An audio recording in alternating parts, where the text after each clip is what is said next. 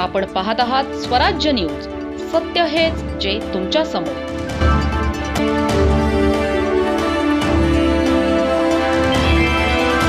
टेकवाडे ग्रामपंचायतीच्या विकास कामांच्या चौकशीच्या मागणीसाठी करण्यात आलेल्या उपोषण आंदोलनाची प्रशासनाने गंभीर दखल घेतली आहे.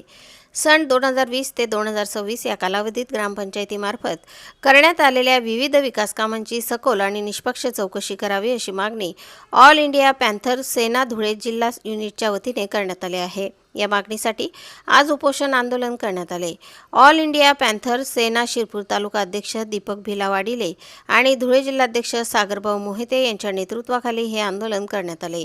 दरम्यान शिरपूर पंचायत समितीचे प्रभारी गट विकास अधिकारी रमेश नेतनराव यांनी आंदोलनाची दखल घेतली. उपोषणकर्त्यांशी चर्चा करून ग्रामपंचायतीच्या विकास कामांची चौकशी करण्यासाठी प्रशासनाने 45 दिवसांची मुदत मागितली. याबाबत गट विकास अधिकाऱ्यांनी आंदोलनकर्त्यांना लेखी पत्रही दिले.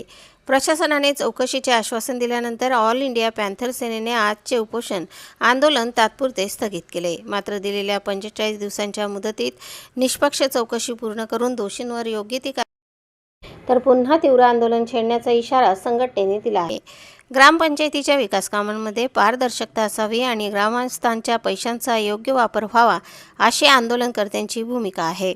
ग्रामपंचायतीचा पैसा हा ग्रामस्थांच्या हक्काचा पैसा असल्याचे सांगत संबंधित कामांचा हिशेब सार्वजनिक करण्याची मागणी करण्यात आली.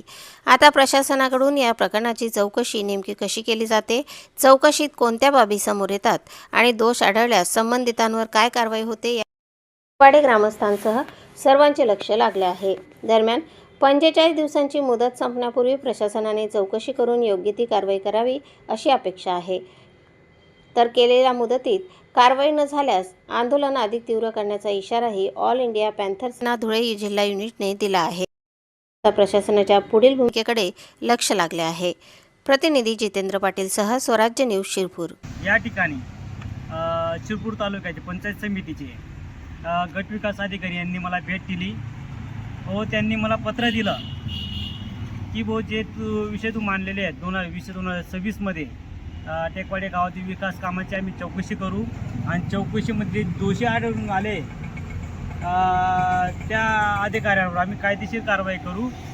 त्यासाठी त्यांनी माझ्याकडनं 40 ते 45 दिवसांचा कालावधी मागितलेला आहे आणि तसं पत्र त्यांनी लिखित स्वरूपात मला दिलेलं आहे. त्या पत्राच्या अनुषंगाने मी त्यांना 40 ते 45 दिवस देतोय.